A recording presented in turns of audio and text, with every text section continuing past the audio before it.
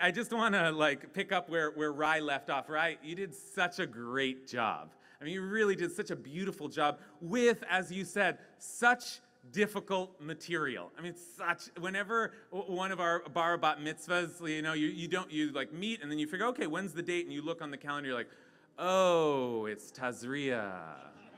Okay, well, we're going to do our best. We're going to make meaning of this somehow. And you really did that. And I was very impressed. But that is to say that these readings this week and next week, Tazria and Metzora, usually read together, are really some of the most challenging and sort of alienating readings historically in the Torah. Leviticus itself is always difficult, the animal sacrifices, but now we get into purity laws, and it has to do with, as you said, skin disease. Do I really want to read bodily fluids? And it just seems gross, and can we just like skip it already? But I have to say that one of the silver linings of the pandemic, right? The pandemic was a time when we learned about silver linings. One of the silver linings of the pandemic was that, for rabbis anyway, is that Leviticus suddenly came alive. That Leviticus suddenly seemed deeply, deeply relevant, more relevant than any other part of the Torah. The first year of the pandemic, when we passed through these parshot, it suddenly these parshot that I try to race through, try to skip, try not to assign to bar mitzvah kids that I like, right? Suddenly seemed like this is the most important Torah that we have. The Torah of sickness, the Torah of infection, right? The Torah of healing. It suddenly, every word seemed important. Every word seemed relevant. And not just the relevance, but actually, as we started to read Leviticus more closely than ever, started to appreciate actually the beauty of Leviticus, the emotional depth of Leviticus, the profundity of Leviticus, the true experiential quality of Leviticus. And I want to just highlight some moments in Leviticus, which seems like just, again, this catalog of laws, purity laws, sacrificial laws, but there are moments of pathos. There are moments that are particularly vivid where you feel like you're glimpsing a little bit into the inner experience of the people going through, in this case, these sicknesses. So I just want to highlight a couple of passages that over the last couple of years have suddenly popped out for me and become core, key pieces of Torah. And the first one here is from this week's Parsha. It's this first text here, again about the same figure that Rai was speaking about, the Metzora, the person afflicted with this. We sometimes translate it as leprosy, but that's not exactly the right word. Some kind of disease. V'hatzarua asher bo hanega, the tzarua, the person afflicted with the disease upon him, bagadav yiyu frumim v'rosho yefarua. His clothes shall be torn and his hair shall be disheveled. That language actually, we just studied last week. That language was there when Moses told Aaron and his family not to mourn. These are exactly the things that Moses told Aaron not to do, not to dishevel his hair or rip his clothes. So there's something in this ritual of treating the sick that actually includes a kind of mourning. A kind of mourning that is a part of the process. Okay, and then it continues, Val safam yateh, he shall cover his upper lip. Not sure what that means. V'tameh tameh yikra. And the person who's sick shall say, tameh, tameh. Right, which is sometimes translated as impure, impure. But it's in this case, I'm sick. I'm sick. Like the person gets the COVID test back, right? And has to tell everybody. I'm sick, has to declare it. And what is that experience like to stand on the street and say, Tameh, Tameh?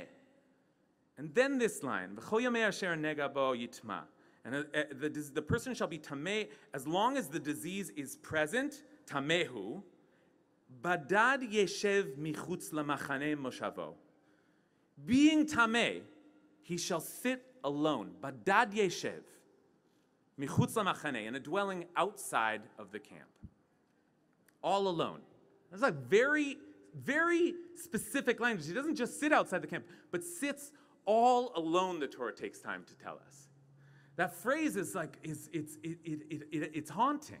Just to think about the person, the sick person outside of the community, just sitting there in quarantine, in isolation. And these kinds of words suddenly seem like, oh, yes, I know what this is like. I know what it's like to be isolated. I know what it's like to be alone. I know what it's like to be afraid that I might transmit something, right, and have to sequester myself from society. So to read these words with greater depth, this is one of the things the pandemic has given us, but our sages have been doing this for centuries. And one that I want to follow for just a couple of minutes here is the Ibn Ezra. The Ibn Ezra, 12th century Spanish commentator, and I spent a lot of time with the Ibn Ezra over the pandemic.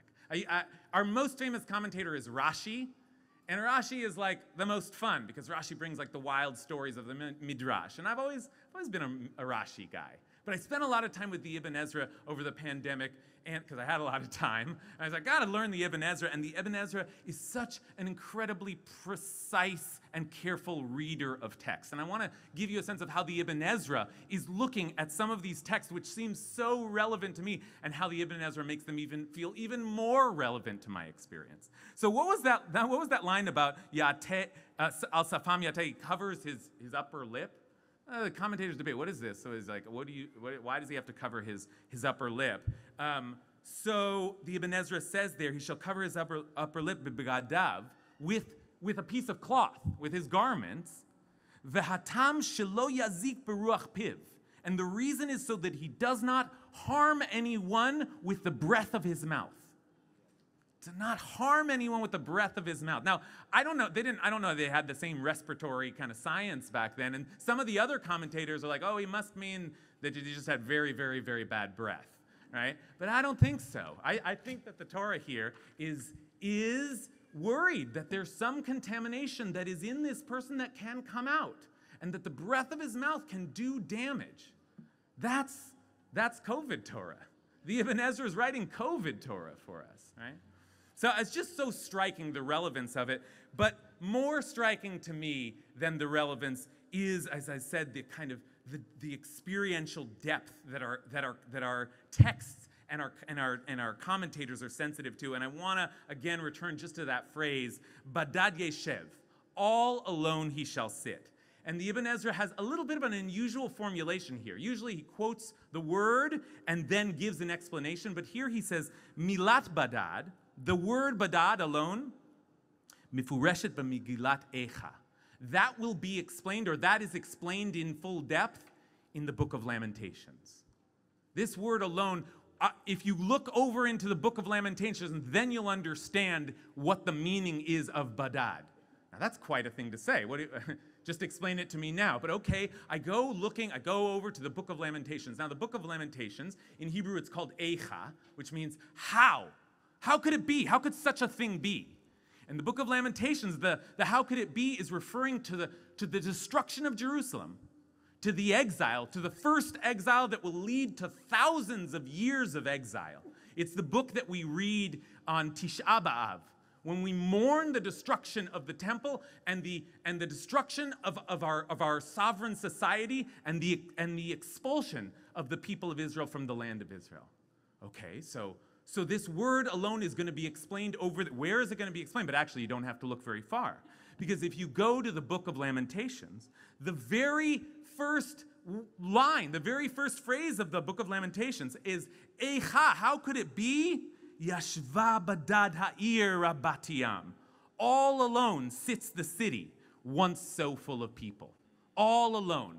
And that phrase echoes. That's a very particular and unique phrase that echoes, because that phrase, sitting all alone, it appears once in the Torah, and that only ever appears again in the writing, by tradition, in the writings of Jeremiah. Twice here in the book of Lamentations and once in the book of Jeremiah. By tradition, we say that Jeremiah wrote the book of Lamentations because Jeremiah was the prophet of doom that lived in the last decades of the kingdom of Israel before it was destroyed and we were going into exile. And it was a society in decline. It was a society in corruption. It was a society that was already unraveling, and Jeremiah was saying, things are getting bad. We have to watch out. I am going to tell you that what is going to be, the exile is coming. And when Jeremiah did that, the language that he found most useful to him was from our Parsha, was from the Torah of the Metzorah, was from this verse in Leviticus. That was the image that Jeremiah wanted us to have when we thought not just about sickness, but about a sick society, about a whole world that was sick, right? The best image that he could use, the best metaphor he could give to that condition was sickness, because he was calling for a kind of healing. And he borrowed from the language of this parsha that we usually glaze over, that usually seems so irrelevant to us, right? So it isn't just that these parshot teach us about sickness in a way that I never paid attention to before, but actually it is that these parshas teach us that sickness teaches us so much. That what it is to be sick and to be isolated and alone has much to teach us beyond just sickness, but to teach us about all manner of suffering, all manner of exile. So what has our sickness taught us? What have these last 2 years, have we learned anything from these last 2 years? Surely we have. We learned to read Leviticus better. What else have we learned? What else have we learned? We should start talking about that. We should start processing the Torah that has emerged from this unique experience that we have been through. Because we can't just run back into life. We have to figure out what it was that we learned in this time. Or else it was all just a waste. Else it was all just suffering. Just suffering. You know, Judaism doesn't celebrate suffering. And you know, we don't even know why there is suffering, but we do try to make meaning of our suffering. And that's Torah. That's Torah. Torah is the attempt to make meaning of the world around us, the joys and the sorrows. So what have we learned? Yesterday I had the privilege to sit with Dr. Jody Myers and learn a little Torah. Dr. Jody Myers, who many of you know, is on a real healing journey, a serious healing journey, right? Recently had brain surgery and is undergoing radiation, and yet I went to study Torah with her because, as her son told me, that that part of her brain is back. Her Torah brain is awake and alive and hungry, and it is true. I mean, by her own account, she gets confused about certain things. She's in healing. Right? But Torah, she's ready for. And she's quoting, I go over there and she's quoting the Talmud and Moshe Halbertal, and just like, I brought a few texts that I thought, you know, she might want to look at, but she's like interested in something else. She said, no, I want to talk about animals. I want to talk about animals. Where in our Torah do we see animals celebrated? So I was like thinking about it, and I was like, maybe in creation, and she came up with Job later on, and I came up with Psalm 104. We're talking about, and then I said to her, why does it matter to you? She said, well, something has happened, and I just cannot bear the system of animal sacrifice anymore. I cannot bear it. The idea that in order to become close to God, we have to rely on the pain and suffering of another living being. I cannot bear it.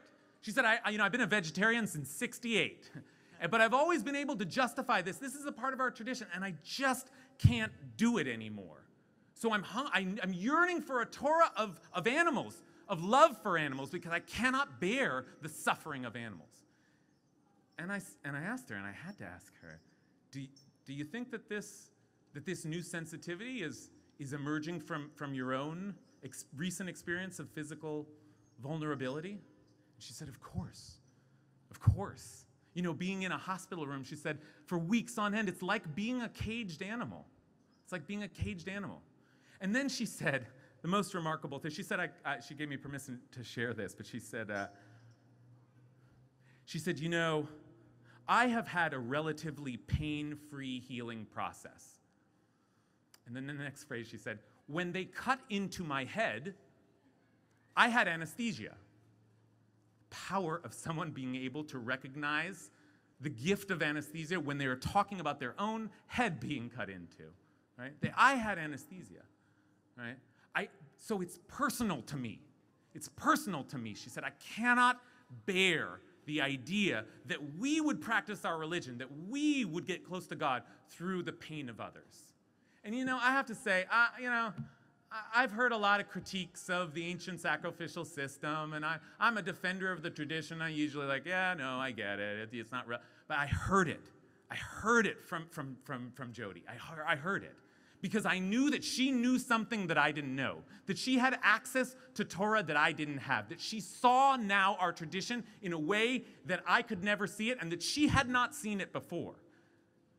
She got something from her experience. She has new Torah to share with us, right? What have we gotten from our experience? What Torah do we have to share from our experience? Because, we drew from the story of the sick person in Leviticus to teach us about exile, that something about exile is like sickness. But the connection flows both ways. Right? Something about sickness is like exile. And we know that, don't we? We know that because we've been in exile.